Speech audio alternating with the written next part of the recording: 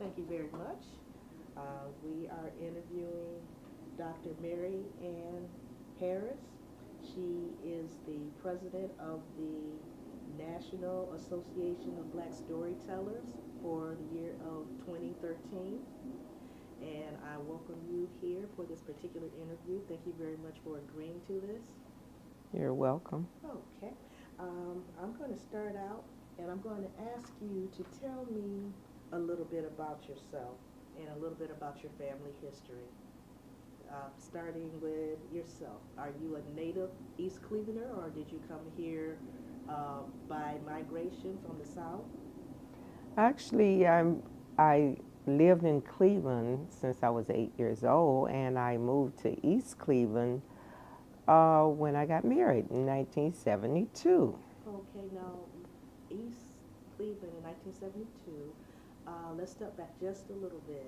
You lived in Cleveland at 8 years old? Since I was 8 years Since, old. okay, where did you move from? I moved from Moultrie, Moultre, Moultrie, Georgia. Georgia. It's southeast Georgia, and it's a small town, still small. Okay, did you come here with your I came here parents? with my parents, my mother actually, my mother and four sisters, two sisters and two brothers. It's five in my family. Okay, and what made your mother move from Moultrie, Georgia to Cleveland? She had a sister that lived here, Okay. and they lived at 582 East 105th Street. Oh, The address is always good memories in my mind. okay. And they were the custodians for that building. And of course, they lived in a basement apartment. And it was a huge apartment. And at the time, my aunt didn't have any children, so and her husband. So we had the whole 2 or 3 rooms to ourselves. Okay. Now, what's elementary school? Do you remember the elementary school that you attended? Oliver Wendell Holmes. It was called O.W. Holmes, and the principal there was Miss McFadden, and she wore these black lace-up shoes, and she was very nice. Okay. And in fact, when I moved here, I was supposed to be in the second grade, but of course, they didn't put me in the second. They put me in the second grade because I was very tall. However, the second grade teacher, Miss Kling, she was a lady with red hair, and she wore these gold frame glasses. Later, we discovered the red hair was a wig, but she was very nice, and she had me wash her boards at the end of every day. And I discovered she had me read the things off the board. Actually, I couldn't read when I came to Cleveland. Actually, I'd never been to school. So when I came to Cleveland, like I said, I remembered things because I could always tell people things. I could look at pictures, I could listen to people. I had a good memory. So people would think I could read, but I really couldn't read. Instead of reading something, I would tell them about it. So it sounds so much like what I saw or heard people read or say that, of course, they believed it, but Miss Clean was a very sharp teacher, and she soon found out I couldn't read, and so she would help me read as I washed the boards. And then I always got like $1 or something like that, at least 50 cents. I know I got money, Oh, okay. and I was happy to get that for washing the boards every week and learning to read. And I finally got on my own with the reading. Okay, so you were being tutored in reading and earning money at the same time. Absolutely, and Okay. that was great. Now, do you remember the first book that you completed that became your favorite? Well, I could say Little Red Riding Hood, but one of the books that I always remember reading is Dick and Jane and Spots. And that was, of course, back in the day. Um, but it was interesting. Okay. Now, you went from the second grade.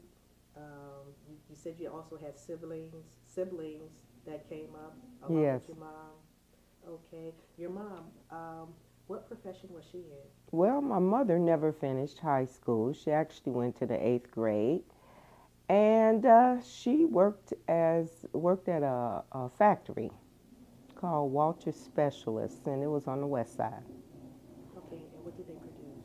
They made what do you call boats or something like that for parts of some kind of machine. Okay. And what about your siblings, your brothers and sisters? Well, my brother was the oldest. I'm the second oldest, the oldest girl, and he went to Cleveland Public Schools. My two sisters, everybody went to Cleveland Public Schools.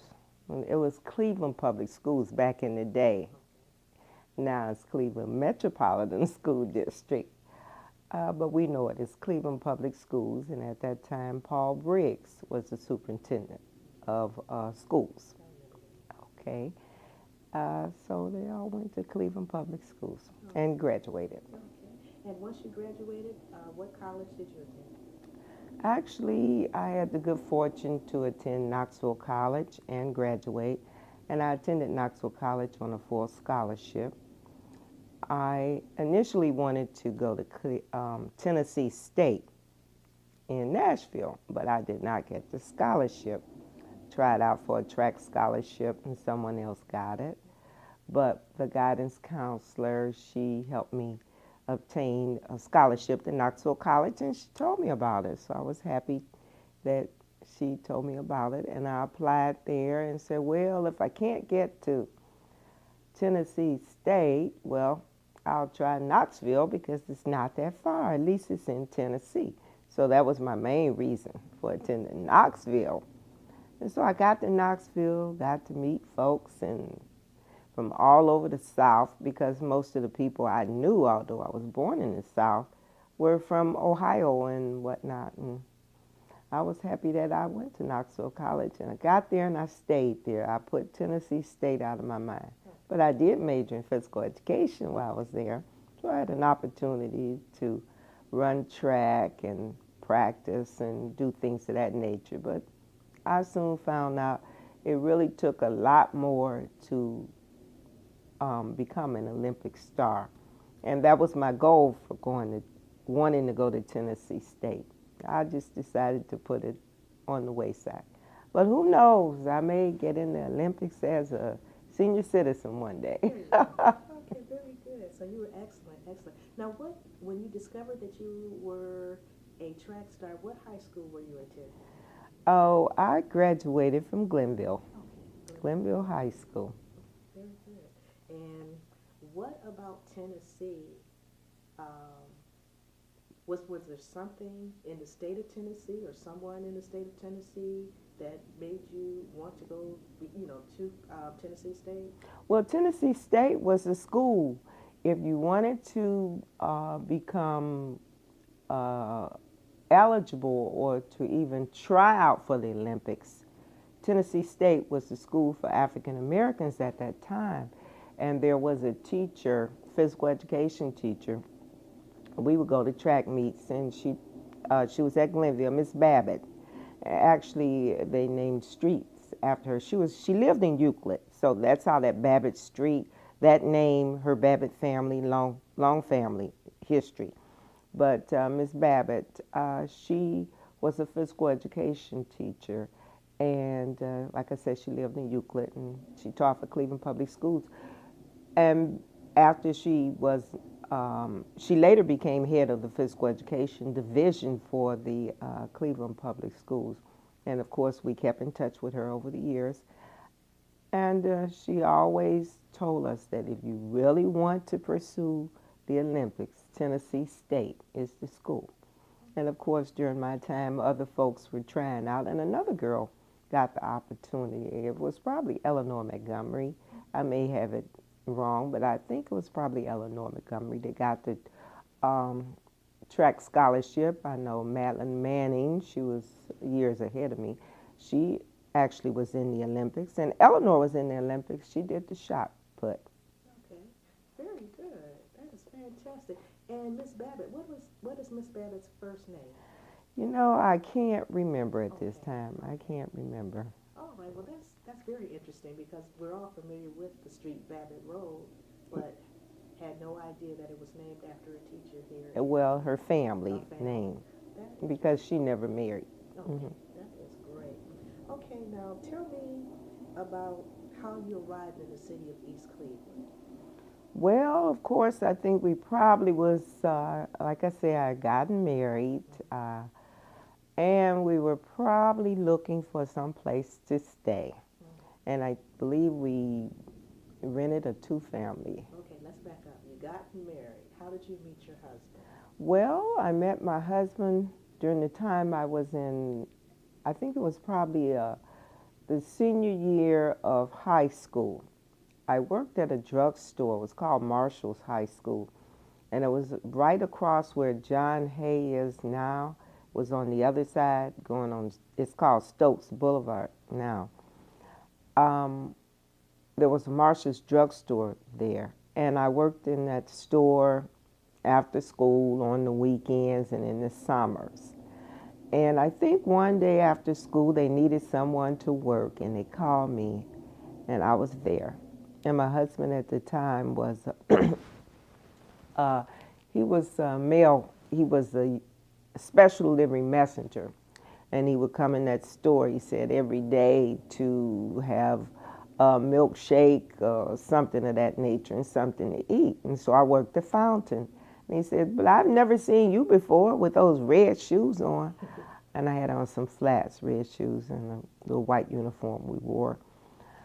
So that's how I met him, but he actually came in looking for someone else. And he said it was his cousin, but I said, oh yeah, tell me. So he said, well, what's your name? I said, Barbara Brown. He said, Barbara Brown? Oh, can I get your phone number? I said, nope. Don't give strangers my phone number. And I think he actually probably came back later that evening. I'll give you a ride home. I said, nope, my brother's coming to walk me home. And so that's how I actually met my husband. Okay. He was very persistent. Okay, so he returned to the fountain shop frequently. Yes, he always did. And I told him that I usually worked the weekends and never after school, and I did because I always studied after school. Okay, that's great. That's a nice story. Okay, now you say you two got married and you were looking for an apartment here in the city of East Cleveland. Mm-hmm. Okay, and how did that search go? Well, actually, we didn't find or could afford what we found, so we actually ended up moving in a two-family house off Noble Road. Okay, this is 1970? 1972. Okay. And we were in the downstairs of a two-family house on Noble Road. Okay. And what are some of your fondest memories of East Cleveland, some of your early memories? Well, I got involved with the community in East Cleveland after we moved here. I especially was involved with the schools, although at the time I did not work for the East Cleveland schools. I actually worked for Case Western Reserve University in a program called the Geriatric Outreach Workers Program, and it was one of those AIMS programs that was designed. It was a job training program back in the day, and they trained folks who lived in the CMHA apartments as outreach workers to work with the elderly. And I had just graduated from Wayne State University with a master's, and that was a concentration in gerontology, and it was through the University of Michigan and Wayne State Institute of Gerontology. And I actually received federal money to participate in the program. So of course I took the challenge and spent a year and summer and graduated from that program and got a job in Cleveland, and it was based at Case Western Reserve University. Okay, very good. So with that job, you were stationed in the city of Cleveland to perform the duties that you were trained for, and then you slowly worked your way into the city of East Cleveland? Well, actually, I worked out of Case Western Reserve, and I helped train the people who were to become geriatric outreach workers. We trained them. I did the research piece and helping them find opportunities for clients, for learning how to deliver the services, and the writing of the program to help it be more sellable or marketable to the various senior citizens complexes, because the contract was with all of the CMHA complex apartments, centers, and apartments for the elderly. So, and at that time, Metro CMHA housing had a large number. And so that was a job. I kept that job for a couple of years. But we lived still on our salary back in that day. It wasn't very much. So the house was the best deal. And we were thinking about buying that two-family house at any rate, but we didn't. Okay. Now, in moving into that particular neighborhood, were there any challenges? Was the area still mixed? Was it 40% or 50% black or white? Mm-hmm. Well, basically, I think back in 1972 on Noble Road, that the two-family house that we lived in was owned by a real estate person called Rita Stewart.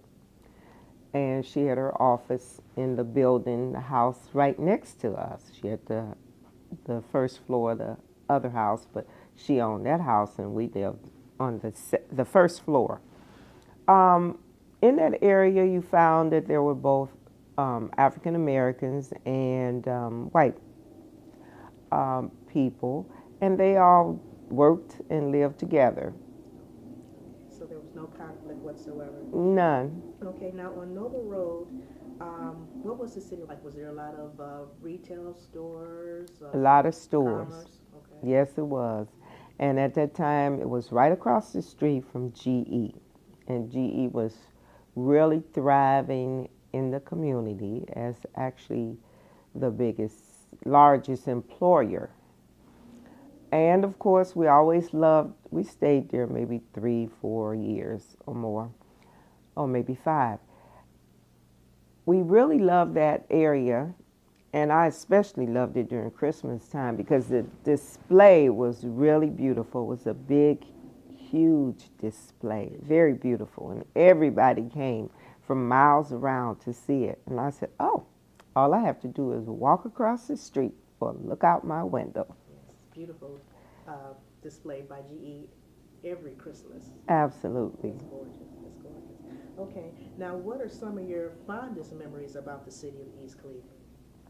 Well, when I first moved to East Cleveland, it was on a commission. There were commissioners, and there was a city manager operation, style of government. And I enjoyed people coming together for community meetings, attending the city commission meetings, being able to speak up and speak out. Police were very strict at the time, and a lot of community people were involved. I especially met a lady called Miss Jones, and she's deceased now. A lot of people knew Miss Jones, and Miss Jones was one of those kind of neighbors who always spoke out and was always involved. And I believe she lived on, I can't think of the street now, but her house, she lived in this house that was pink and white. And I would always tease her about it. I said, oh, you live in that AKA house and you're a Delta. And so she would laugh it off and whatnot. But she lived there for, many, many, many years. Now, you recall Miss Jones's first name? Evelyn Ragland Jones. Oh, okay. Yes, Miss Evelyn Ragland Jones. All right. Okay, she's been active in recent years as well, right? She stayed active until she got sick, and then she moved to Atlanta to stay with one of her children, and she passed away, made her transition down in Atlanta. maybe about 3 to 4 years ago. I remember that name. She's very. Evelyn Ragland Jones. Actually, she was a member of the library, East Cleveland Public Library Board of Trustees for many years. She's a very good person. Yes. Okay. Now, with what you've shared some of your fondest memories of the city of East Cleveland. Now, what are some of the things that you've seen changed inside the city of East Cleveland over time? Well, I think the attitude of the people How so? in terms of not really putting forth the energy to speak up and speak out about conditions in their community, especially housing. The housing, I think, has gone downhill and is getting not making any progress.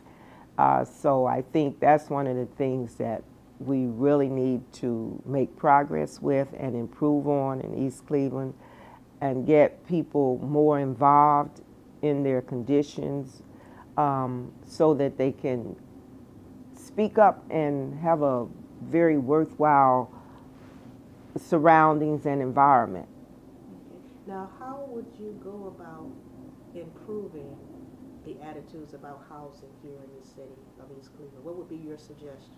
Well, what I would do if I had the opportunity, I would provide an opportunity for everybody through grants and federal monies, if it was available, to apply for it, to fix up those houses and raffle them off to people, auction them off to folks, offer them to folks who could pay the taxes on the house and the water bill, because that's two of the main factors here.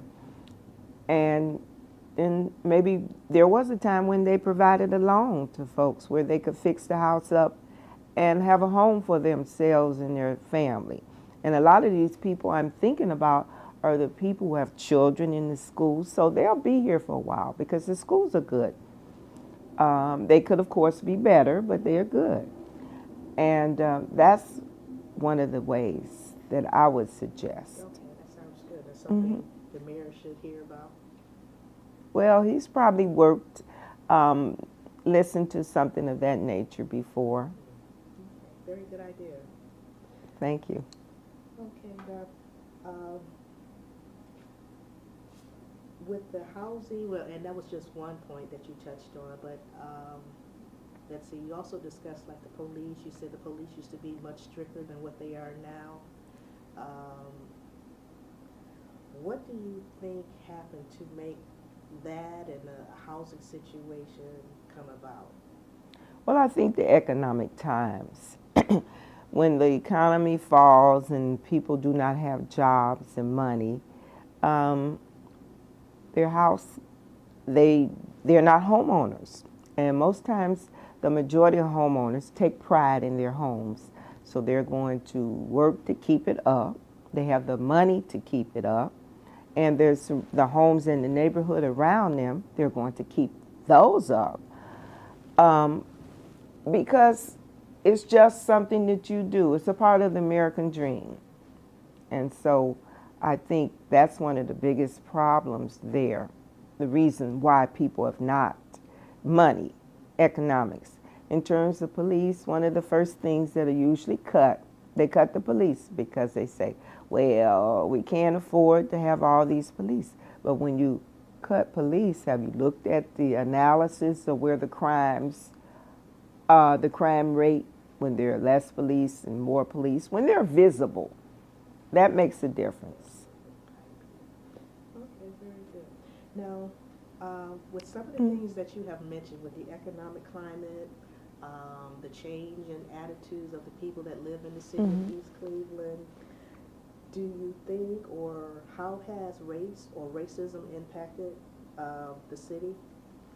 Well, I think now because East Cleveland is predominantly African American, I think the racism issue really isn't a factor so much as the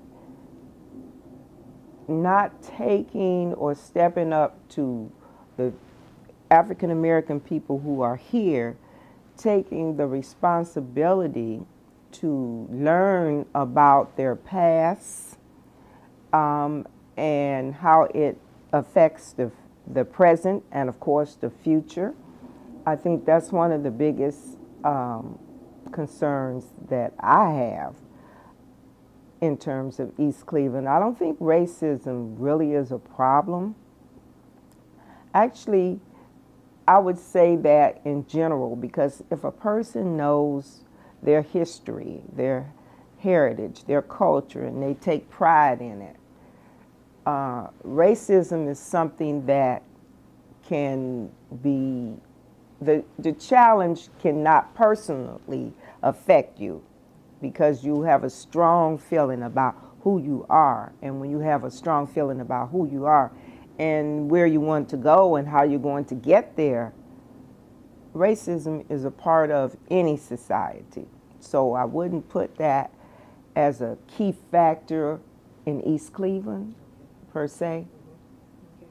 Now, you said there that the people in the community, the black people in the community, should learn more about their history in order to adjust their present and their future. What things Absolutely.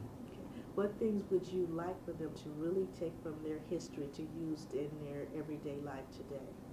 Well, I think that if they think back and look back at somebody in their family, someone in their family made a way to help them get where they are today, whether they are at the top of the salary or at the bottom of the salary. Someone made a sacrifice in their family. Mother, father, grandfather, aunt, uncle helped push and helped pull them along the way. Now, maybe somewhere along the way, they got challenged and strayed away. And it's I guess, a individual thing there. However, as a group of people, someone in your family helped, pushed, and pulled you, and you got sidetracked along the way. But how can we help that person? Well, I believe education is the key. Services. Being able to, once again, understand who you are can make a person stronger and be able to just withstand challenges on a stronger basis and taking more interest in their personal well-being and health. Health plays a great factor. When people let themselves go, they let their health go. And when health goes, things begin to go down, down, down. Okay. You've stated that racism does not necessarily have to impact a person. It exists no matter what. Absolutely. Okay. And I want to make sure that you get an opportunity to express again how you feel that racism does not necessarily impact you in your personal experience. Well, in my personal experience, I've come through the day when I was the first person to say, for example, at Wayne State University, I was the first person to receive the federal money for the gerontology certification, new program that they had. And of course, I was an African American, so I was the first person to receive that. Actually, long story short, I turned the money down because I was first year out of college. I was teaching in Cleveland. And so I said, oh, I want to keep this job and whatnot. And after the first year, I said, oh, these people offered me the money, go, and I want to stay. I think I better think about it. And so I thought about it and talked to some folks in my church about it. the minister, Reverend S.L. Cole at the time, from Morning Star Baptist Church. We were at 650 Parkwood Drive, and I remember going around there one day telling Reverend Cole about I had this opportunity to go to Detroit, but I didn't really want to go because they said a lot going on in Detroit. And so he said, sister, you need to do what's best for you. This is an opportunity. Take it. Take the opportunity. And they're paying for everything and giving you money every month. I said, yes. He said, take it. And so I had turned it down. Now, I went to talk to Reverend Cole after I had turned everything down. And so he said, well, see what you can do to get it back. And so one morning I got up, put on something with a hat, and at that time you could go to the airport and buy a ticket and just get on the plane. And that's what I did. I bought a ticket and I got on a plane and went to Detroit, just what I had on my back. And I went over to the Detroit University, Wayne State University, the office where I had said no, and I spent the whole day in Detroit talking to folks and trying to get it back. And I convinced somebody because they said, well, you have to come back the next day because such and such a person's not here. So I said, the next day, I'm from Cleveland. I didn't bring anything with me. And so this one lady, she worked in the office, she was a friendly African-American lady, she said, you could get a room at the YWCA overnight. And so that's what I did. I got a room at the YWCA, Detroit YWCA. It was on 22nd and John. So I got that room, and I went back the next day with what I had on, the same thing, and talked to everybody, and they said, well, okay. I met with 2 or 3 different folks in the department, and there was I think an interview, and they said, okay, you came all the way, you said, from Cleveland? Did you come on the bus? I said, no, I came on the plane. And I thought I was going back on the plane. And so I was able to get my money and start back in September. Okay, good. And that's how I got my money. And that challenged me because I think it's racism. They could have said, well, no. But I was the first person, the first African-American person. I was the first person. They had not given that money. And they said, you know, you were just fortunate because they only had money for one person. The program was going on, but they only had money in their grant to pay for one person because it was a new program. And that's all they had written into it. And so I was very fortunate. And it was a wonderful experience. That's an honor. Very good. Absolutely. Oh, that is great. Okay, now, let's see. The school board. You were on the East Cleveland School Board? Oh, yes, for 24 years. Okay, tell me about your experience with that.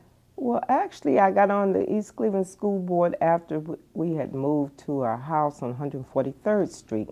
We bought that house, and at that time it was right in back of Shaw High School. Not Shaw High School, Chambers Elementary School. There was a swimming pool back there. The city owned the swimming pool. And right in that area also was the Shaw High School Stadium. Well, Shaw High School, the school board wanted to tear the stadium down because they said it needed too many repairs. So like I said, I was involved in physical education, and I felt that if they tore the stadium down, where would the kids go for the football? And at that time, you could go over there in the track, and I would go over and run around and do some laps. They would have it open where you could go. Now they have it closed up. but you could actually go over there, and that's what I did. And so I gathered a group of people together. Well, I didn't gather the folks. I would attend community meetings at different places just because I like to see how people operated in the city. I would attend senior citizen meetings. I would attend the different community street club meetings. And someone stood up and said, well, they want to tear down Shaw Stadium. And where will our kids go? And I said, that's right.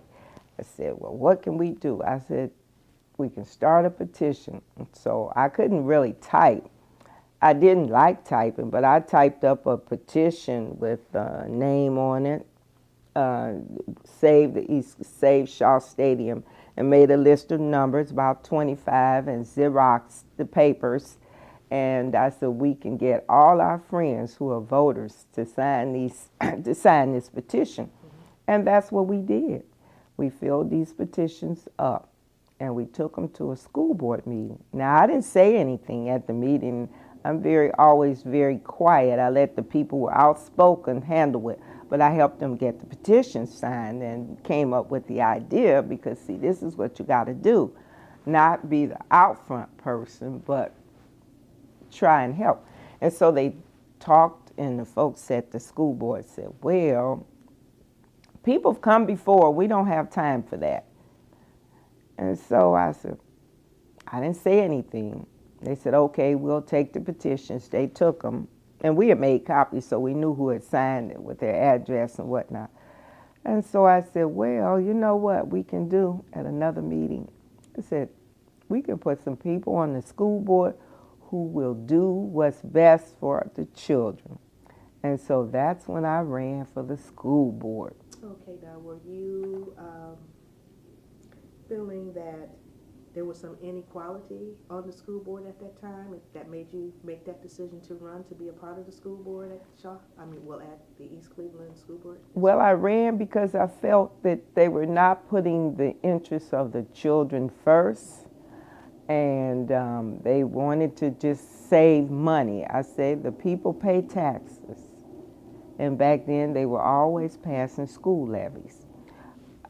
And I said, somebody has to look out for the children. And I said, I don't think anybody is concerned about the children. So that's why I decided to run. And first time I ran, I won. I got over 5,000 votes, the most votes anybody had ever had. This is what I was told. And I only had $5, spent $5 or $25. I think somebody gave me $20. And I had $5 where I made copies of literature and stuff. And somebody else made, like I said, about $20. And we passed it out at the different meetings. And we asked those people to tell their friends to vote and knocked on doors. And I went to all the meetings, and that's how I won. Oh, congratulations. Now, how Thank large, you. You're welcome. How large was the school board at that time? Oh, we've always had 5 members. 5 members. The smaller school districts have 5 members, and the large school districts like Cleveland, Toledo, Youngstown, they have 7 members. Now, in the 22 years that you were on the school board, 24. 24 years, can you share some of the experiences that you had on the school board, some good, some not so good? Well, I think all the experiences that I had were worthwhile, whether they may have been good or not so good, because from each lesson, each experience, I believe I learned a lesson.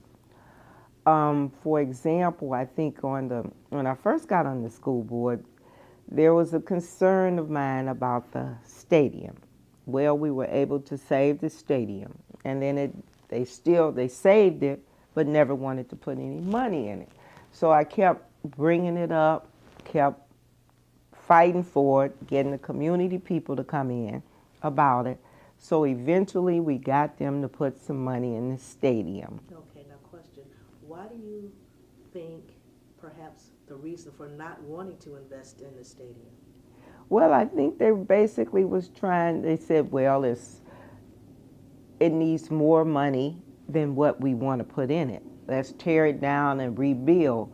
But I also know that once you tear things down, you don't have a plan with the money to rebuild. If you don't have any money to fix it up, then where are you going to get the money to rebuild? That's my thinking in the beginning. And so I said, that's not adding up.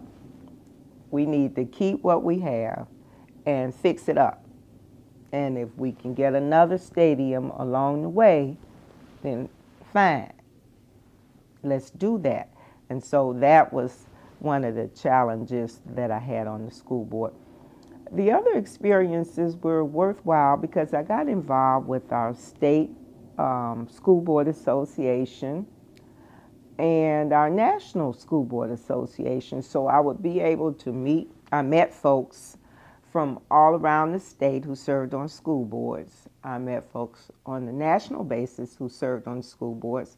In fact, I was the only regional president that Northeast region. Ohio School Board is divided into I think it's probably 5 regions. And the Northeast was one of the largest regions. And I was the first African American female of the Northeast region.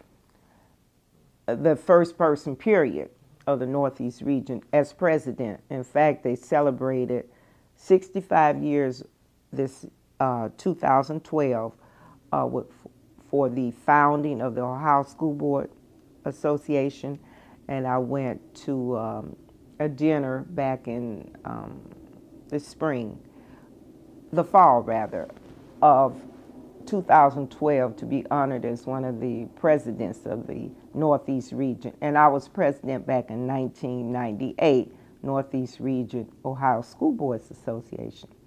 I was involved with the National Black Caucus for the National School Boards Association, and one of the vice presidents of that organization for the Black Caucus. The Black Caucus has a long history in the state of Ohio because the founder of the Black Caucus was Leo Lucas, and he was a dentist. He was a school board member from Dayton City Schools.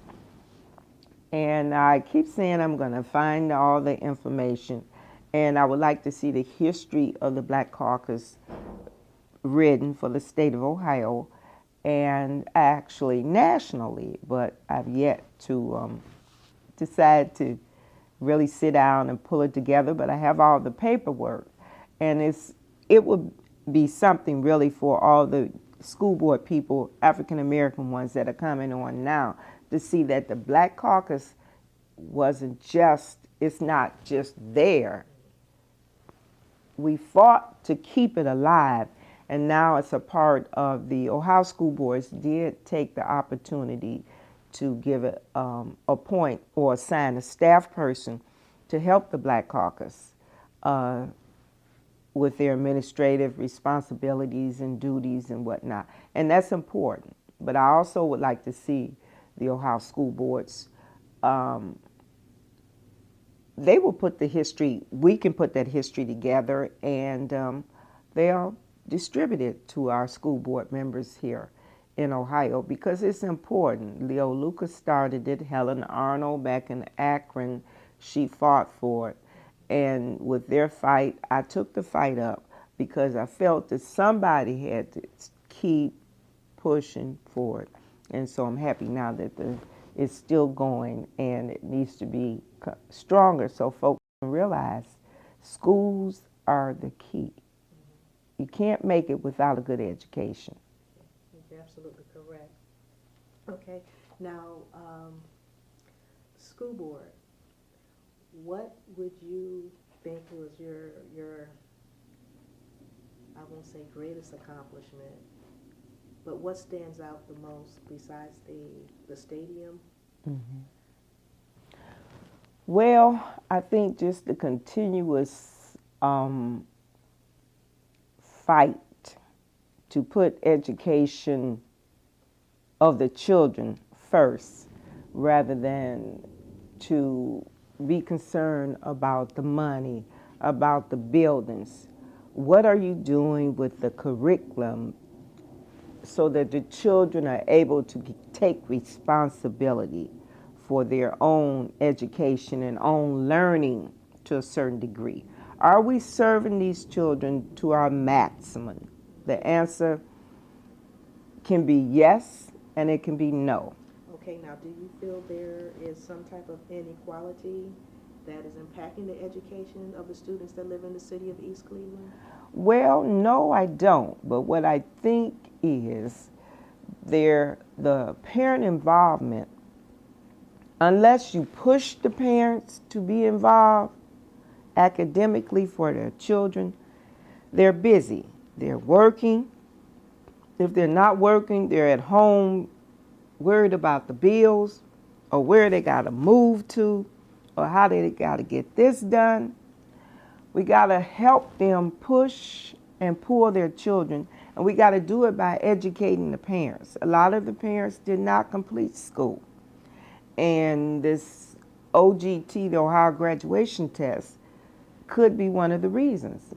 When it first started, it was Ohio Proficiency Test, and that was back in 1994. I remember very clearly because I sat on a state committee, the writing committee, for that. So I think the challenge is to work more closely with our parents.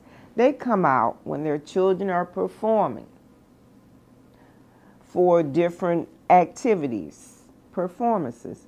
But when it's curriculum night to see how your child is doing in school, or just stopping up at the school to see, are things working? If they're not working, how can I help to make them work? We got to get them more involved in their children, because when the children see them more involved, they will become more involved and interested in their own learning. How do we do it? One parent at a time. It's like an elephant eating an apple. You see, the elephant can grab the whole apple. Yeah, but can we grab the parent? The answer is no. You got to push and pull that parent to help them come in. And they will come, but they got to see the welcome sign. Enter here. We want you. And we do need the parents. I still work for the schools, and I firmly believe that parents are the key to their children's happiness in terms of getting educated. And what capacity do you do with the schools at this time? Actually, I'm a school librarian, the media specialist at Shaw High School. And this is going on my 4th year. And previously, I worked for Cleveland Metropolitan School District as a media specialist. So you're staying active within the school system? Actually, yes, I am. And I enjoy reading, working with the teachers, working with the staff, working with the children, because you see, reading is the key to whatever you do, whether you're in school or out of school. And I tell folks that the library is your best friend, because when you're out of school, you're going to find yourself in a library at some point in time. Even if you just go to take out a DVD, you're going to find yourself in the local library. Okay, tell me a little bit about the National Association of Black Storytellers. Would you, being in the school system, did they discover you there, or some of your other? Well, actually, the National Association of Black Storytellers is out of Baltimore, based in Baltimore, Maryland, so Dr. Rhonda Williams may have heard of them. They've been around 30 years, just celebrated 30 years, 2012, November in Baltimore. We had an anniversary celebration there. I got involved with the Storytellers back in 1987. One of the storytellers called Baba Jamal Koran, he came to Cleveland, and the Cleveland Association of Black Storytellers was founded around that time. And he came to do storytelling, to get them involved, to um, get them activated as an affiliate organization. And so I got involved with the Storytellers officially back there. But all throughout my life, I say I've been a storyteller. I listened to my big mama Annie Mae tell stories, and I would retell her stories about the family. I would read, like I said, at school. I wasn't able to read, but I would always be able to tell the story of what the reading section or selection was about, because I would listen to the teacher read and listen to other children read. And I could retell what they said and make it exciting. And kids would say, oh, we like that, because you see, I guess my mama always said she always could act things out. And that was fun to me. That's the way I always like to play, act things out. So the Storytellers this is my first year as president. I'll be president for 2013 and 2014. And we're working to get more youth involved in storytelling. And this way they're learning about their history. They're learning about their heritage. It's helping them learn to think quickly on their feet, critically analyze things that they read about or think about. And it's helping them become a better person to realize that they may have a gift. They may not be able to sing, may not be able to dance, play an instrument, but they may have a gift of gab and use it. Okay, and how will you be incorporating this position with the East Cleveland school system?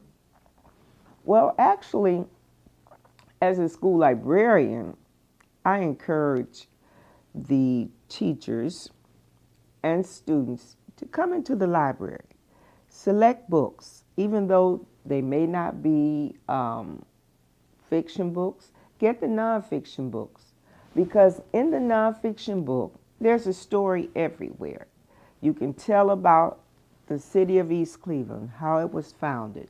You can tell about George Washington on President Day. Make it interesting, not just say he was born, he was this, he was that, whatever. Make it interesting. Bring out some interesting tidbits about the person so it will make you want to read more and dig a little deeper.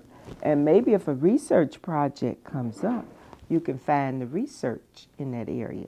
So I think literacy is probably my greatest incorporation of working the storytelling piece in.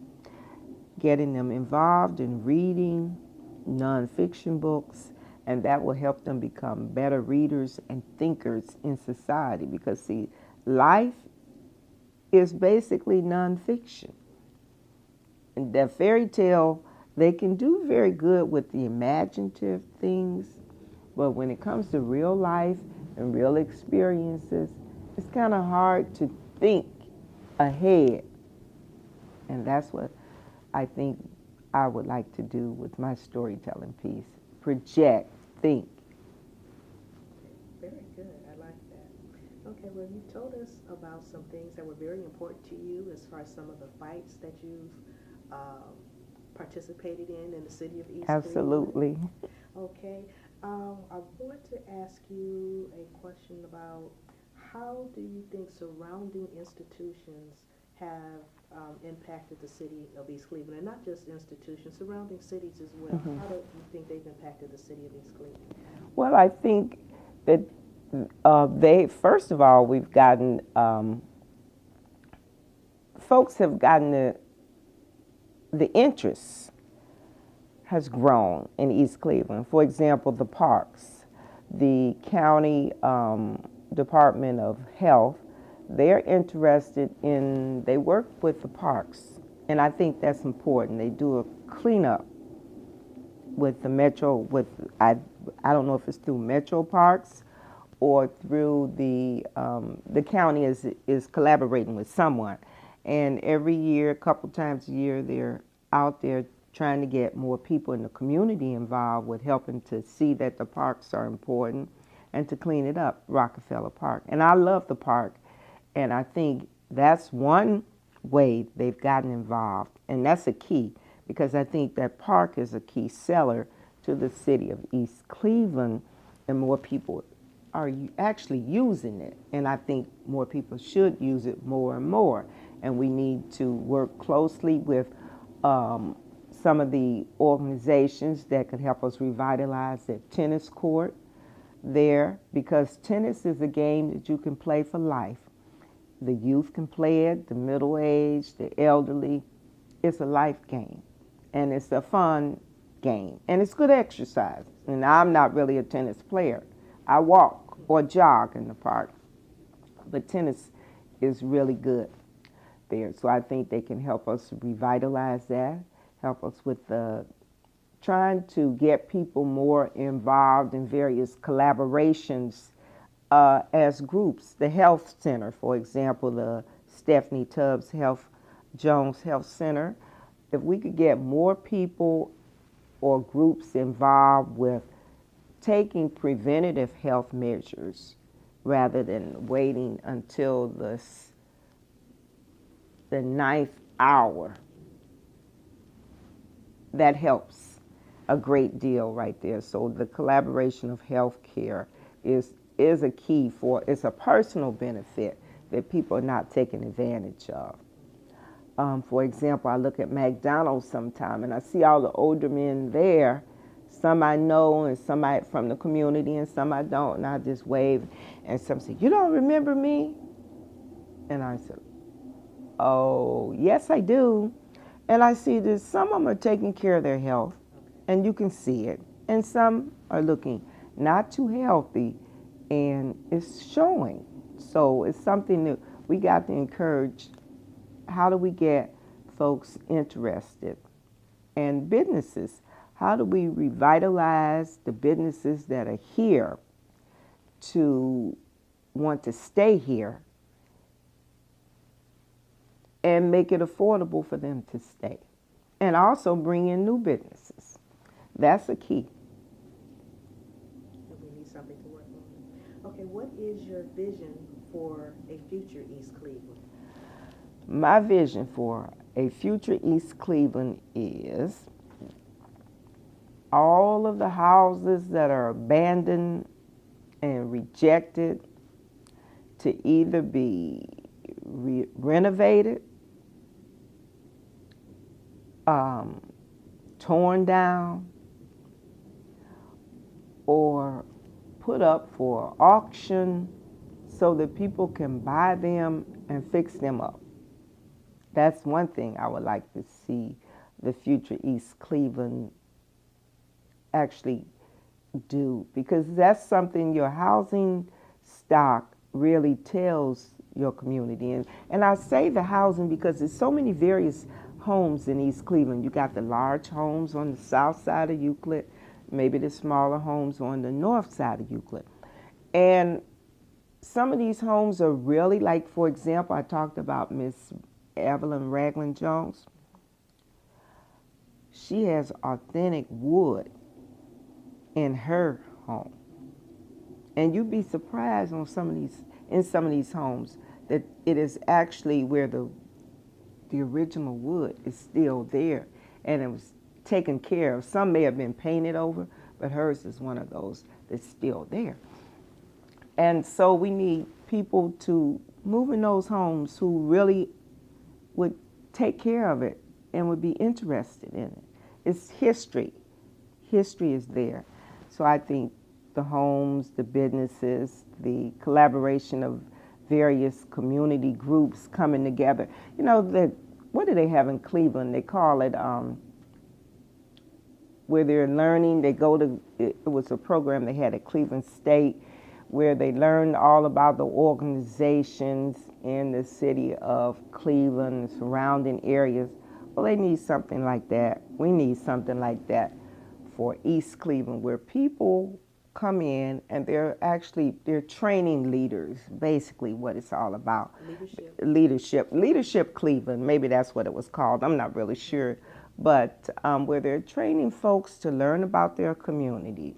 And those people are going out to work with groups in the community And so therefore, everybody is learning about the community and how they fit in it and what they can do to make it a more affordable community for everyone.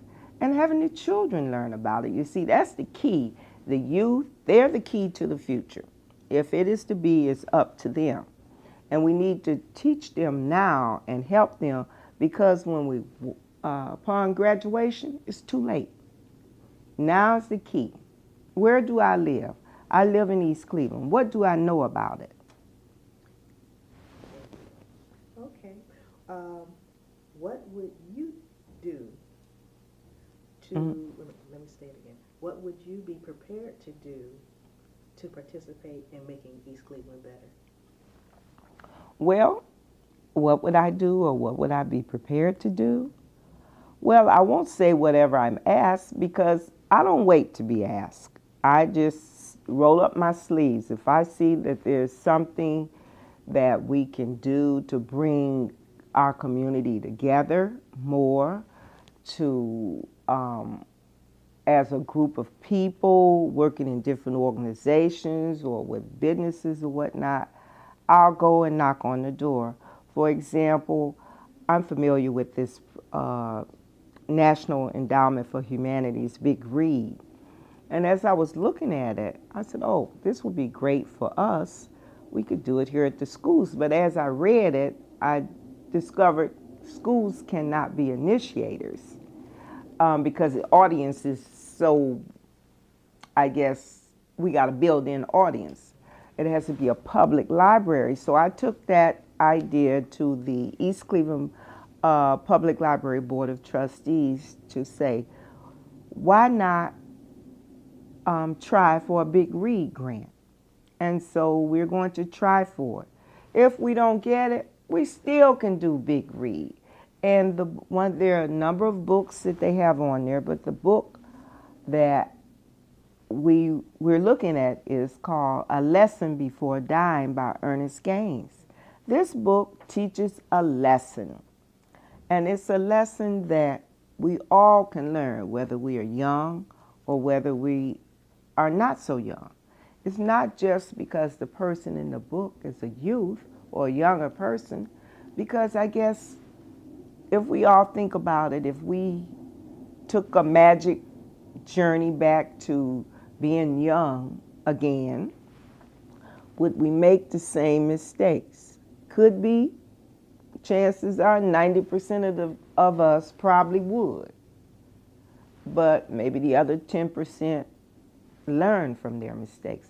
But I think it's a learning opportunity for all ages with this particular Big Read. And if we don't get the grant, I would like to see the library purchase the books, or a certain number of books, and take it out in the community, into McDonald's with that group of men sitting there, doing read-alouds with them. Okay. Take it to the senior citizen buildings, to the schools. Bring them all together in a big group to start it out. I think the potential is there. Reading is the key, discussing, getting people involved. How do you get people involved in their community? You give them an opportunity to talk about it, to put hands on, to see what they can do. And each one brings something different and unique to the table. And I think that's what I would do. That sounds great. I join your group. Well, thank you. Thank you very much. And thank you very much for participating in this oral narrative. I've enjoyed this interview very much, and we'll be working with you on future projects. Thank you so much. Bye now. Bye.